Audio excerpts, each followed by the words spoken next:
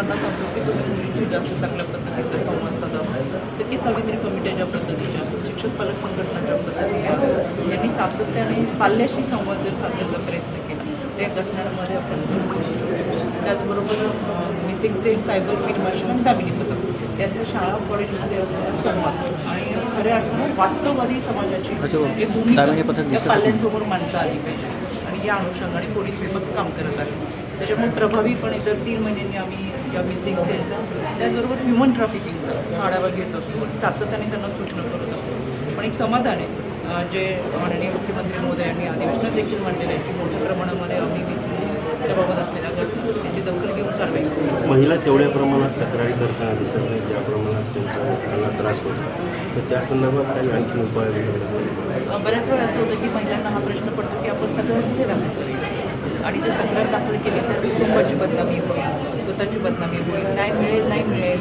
आणि या अनुषंगाने त्यांच्या मनामध्ये अनेक प्रश्न असतात. 2 दिवसापूर्वीच महाराष्ट्राच्या पहिल्या मुख्यमंत्री आदरणीय सुरेंद्र पवार यांच्या हस्ते आपण महिला आयोग सन्मान पोर्टल सुरू केलं. आता जर तुम्हाला पोलीस स्टेशनला जायला किती वाटत असेल किंवा तक्रार दाखल करायला काही मनामध्ये शंका असेल तर तुम्ही या पोर्टलवरती आता ऑनलाईन पद्धतीने तक्रार देऊ शकता.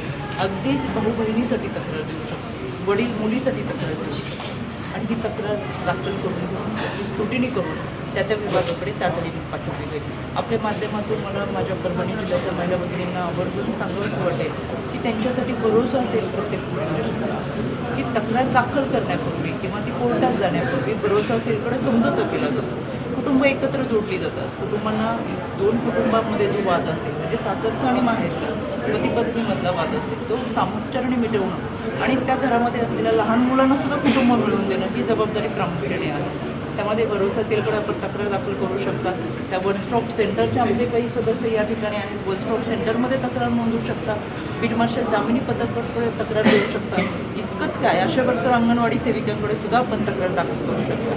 म्हणून मला आवर्जून सांगायचं की हे सगळे व्यासपीठ महिला भगिनींना तक्रार मांडण्यासाठी आहे, न्याय देण्यासाठी आहे. त्यांनी या कोणत्याही ठिकाणी आपली तक्रार मांडावी. त्यांची तक्रार देत असताना निश्चितपणाने त्यांना न्याय देण्याची जबाबदारी आपल्या सगळ्यांची आहे, ती आम्ही समर्थपणे केली. आमच्याकडे एक गुरुकुल पद्धती आहे आणि या गुरुकुल पद्धतीत सातत्यानं सगळ्या मुलींवर अत्याचार होताना दिसतात. आता काल परवा एक गुन्हा दाखल झाला, एक 2-4 महिन्यापूर्वी गुन्हा दाखल झाला होता. त्या अनुषंगाने मोठ्या प्रमाणात ते पावलं उचलताना पाहता मिळते. मुलींच्या सुरक्षेचा प्रश्न जो आहे तो अत्यंत ऐरणीवर आणला. आपण जसा प्रश्न विचारतो तसाच आदिवासी विकास प्रकल्प विभागाच्या माध्यमातून सुद्धा मी स्वतः व्हिजिट केलं. मग तो मुरबाडचा विषय असेल किंवा वाकडचा विषय असेल या ठिकाणी मी स्वतः जाऊन पाहणी केली. तर याच्यामध्ये जेव्हा अशा काही घटना घडतात तर आमचा एक फॉर्म असतो. त्या फॉर्ममध्ये जेव्हा पालक सोडवायला येतात किंवा सुट्टीच्या दिवशी घ्यायला येतात तर त्याच्यामध्ये त्या घरातल्या 3 ते 4 व्यक्तींचीच ओळख लिहिलेली असते की ह्यांनीच यांना घेऊन सोडावं. त्याच्या व्यतिरिक्त इतर कोणी व्यक्ती आली तर त्यांच्याबरोबर सोडू नये. पण बऱ्याच वेळा सुट्टीच्या दरम्यान किंवा घ्यायला आलेली व्यक्ती ही अनोळखी आहे म्हणून आम्ही त्याच्यामध्ये दुरुस्त केलेले आहे. त्याचबरोबर जी व्यक्ती आई वडील भाऊ यांच्या व्यतिरिक्त इतर कोणाबरोबरही त्यांना बाहेर सोडू नये.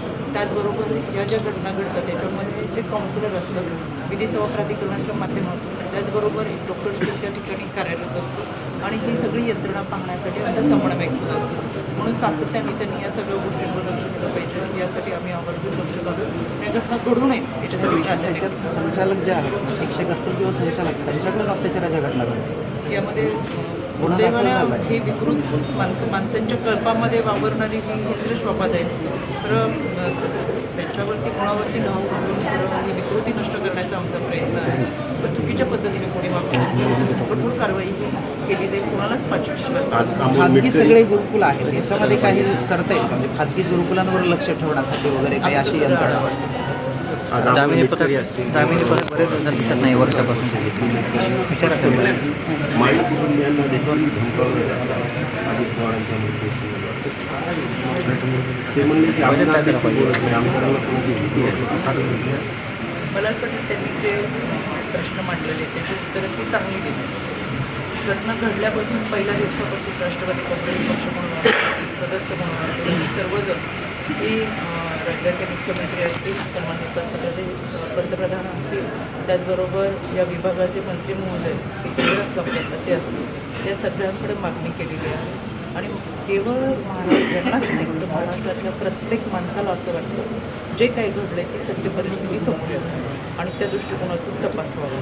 म्हणून हा तपास होत असताना तो पारदर्शक झालाच पाहिजे ही आमच्या सगळ्या कार्यकर्त्यांची मागणी आहे आणि त्या अनुषंगाने आम्ही पाठपुरावा करतो. राष्ट्रवादीच्या ज्या अजितदादांच्या कुटुंबियांना राष्ट्रवादीचे काही नेते बोलू दिले जात नाही असा सुद्धा आरोप केला जातो. मला असं वाटतं आरोप करणारे कोण आहेत हे आधी पाहायला पाहिजे आणि आरोप जर अशा पद्धतीने चुकीचे करत असतील किंवा कोणतीही विधानं करणं माध्यमांसमोर येणं ही एक चुकीची पद्धत आहे. यामध्ये आपण पाहतो आदरणीय सुनेत्राबाईंनी चौथ्या दिवशी त्यांनी मुख्यमंत्रीपदाची शपथ घेतली. राष्ट्रीय अध्यक्ष म्हणून त्या विराजमान झाले. 5 राज्यसभेची त्यांना उमेदवारी दिलेली आहे. हे सगळं करत असताना आदरणीय दादांच्या कुटुंबासाठी आणि खऱ्या अर्थाने हे वाढवणार आहे त्यांच्यासाठी हे केलं जातं. खरं तर दादा गेल्यानंतर त्यांची मानसिकता आपण समजू शकतो. एका माऊलीचं सगळ्यात मोठं दुःख कधी गेल्यानंतर असतं तरीसुद्धा धीरोदत्तपणे त्यांनी जनभावना लक्षात घेऊन समाजसेवेचा वारसा पुरवत चालवण्यासाठी त्या खंबीरपणे आपलं दुःख बाजूला उभ्या आहेत. प्रत्येक वेळेस त्या बोलण्याच्या मनस्थितीत असतील किंवा असू शकत नाही. हे आपण आपल्या कुटुंबामधून अनेक गोष्टी जवळून पाहिलेल्या असतात. याची जाणीव आपल्या सगळ्यांना आहे. मला एवढंच सांगायचं आहे की या गोष्टीचं आता कोणी राजकारण करू नये अशा या गोष्टींमध्ये. शेवटी बहिणींनी प्रत्येक दिवशी घराबाहेर पडून ज्या पद्धतीने जबाबदारी पेलतात खरं त्यांना उभारी देणं त्यांच्याबरोबर उभं राहणं ही आपली भूमिका असली पाहिजे. पण काही लोक ही विरोधाची भावना सातत्याने वैकुल्यग्रस्त विधानं करणं, सातत्याने दादांच्या कुटुंबावर बोलणं, बहिणींवरती बोलणं ही कोणती पद्धत आहे हीच मला समजते.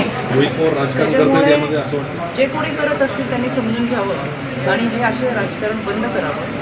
संपूर्ण महाराष्ट्र पाहतो. महाराष्ट्रातले जनता शून्य आहे आणि या जनतेला जे काही चालतं ते खूप चांगल्या पद्धतीने समजतं. धन्यवाद.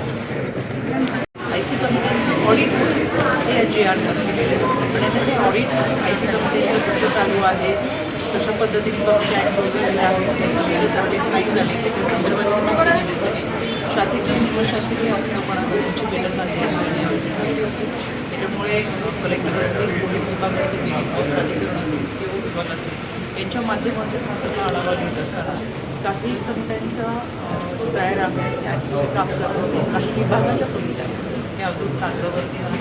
त्या तयार होण्याच्या बाबतीत 1 महिन्याचा कालावधी आम्ही संपूर्ण महाराष्ट्रामध्ये जिल्हाधिकाऱ्यांना दिली आणि त्या अनुषंगाने आजची बैठक त्याचबरोबर IC ऑडिट आपल्याला जे करायचं ते कशा स्वरूपाचं असावं, येणाऱ्या तक्रारी कशा पद्धतीने दाखल केल्या गेल्या पाहिजे, याचबरोबर बालविवाह मुद्रावळी असेल, विभागाला असेल याच्या सगळ्यांच्या विरोधात लढाई चालू आहे. त्याच्यामध्ये कायद्याने दिलेली नियमावली आपण काम करावं अशा पद्धतीच्या परभणी जिल्ह्यामध्ये बालविवाहाचं प्रमाण मोठ्या प्रमाणावर वाढलं होतं. त्याच्या संदर्भात काही सूचना वगैरे नक्कीच जिल्हाधिकाऱ्यांना आम्ही सूचना दिलेल्या आहेत की त्यांच्या स्तरावर त्यांना जो अधिकार आहे बालविवाह होत असताना एखाद्या ग्रामपंचायतीमध्ये सरपंच, ग्रामपंचायत सदस्य, ग्रामसेवक, पोलीस पाटील यांच्यापासून सगळ्यांनी सतर्क राहणं पाहिजे. अशावर तर अंगणवाडी सेविकांना याबाबतची माहिती आणि पूर्वकल्पना असते पण बऱ्याच वेळा त्यांना संरक्षण मिळत नाही. नंतर त्यांना धावून दिलं जातं आणि त्या अनुषंगाने जिल्हाधिकाऱ्यांना सूचना दिलेली की आपण अशा वर्षात अंगणवाडी सेविकांना याबाबत संरक्षण द्यावं आणि संरक्षण देत असताना त्यांनी दिलेली माहिती तातडीने बालविवाह रोखला जावा. बालविवाह रोखण्याबरोबरच जर कायद्याच्या चौकटीतून बालविवाह करणं हा गुन्हा आहे तरीसुद्धा पालक मोठ्या प्रमाणात जर बालविवाह करत असतील तर याच्यावरती प्रिंटिंग प्रेस करणारे असतील, समाज मंदिर असतील तिथं बालविवाह होतो, मंदिरांमध्ये होतो तिथं धर्मदाय आयुक्तांच्या माध्यमातून नोटीस आहे आणि हे सगळे अधिकार जिल्हाधिकाऱ्यांना दिलेले आहेत. आम्ही त्यांना सांगितलं राज्य महिला आयोग आपल्यासोबत आहे, कायद्याच्या चौकटीतून जे करता येईल ते प्रभावीपणे आपण करावं आणि बालविवाह रोखण्यासाठी युद्धपातळीवरती काम करावं. अल्पवयीन मुलींची मोठ्या प्रमाणात आत्महत्या किंवा ते निघून जातात घराकडे असे प्रमाण बऱ्यापैकी वाढलेलं आहे. त्या अनुषंगाने काही कामकाज सुरू असतात. यामध्ये मिसिंग केसेस जेव्हा आपल्याकडे येतात तर मला एक गेल्या 2 वर्षापासूनच एक समाधानाची गोष्ट NCRBच्या अहवालानुसार सुद्धा जेव्हा मिसिंग केसेस असतात तर स्वतंत्र पोलिसांचा मिसिंग केसेससाठी काम करत असतात. मुंबईमध्ये देखील आमचा हरवलेल्या व्यक्तीचा विभाग हा स्वतंत्र विभाग यासाठी काम करत असतो. त्याच्यामुळे घरामध्ये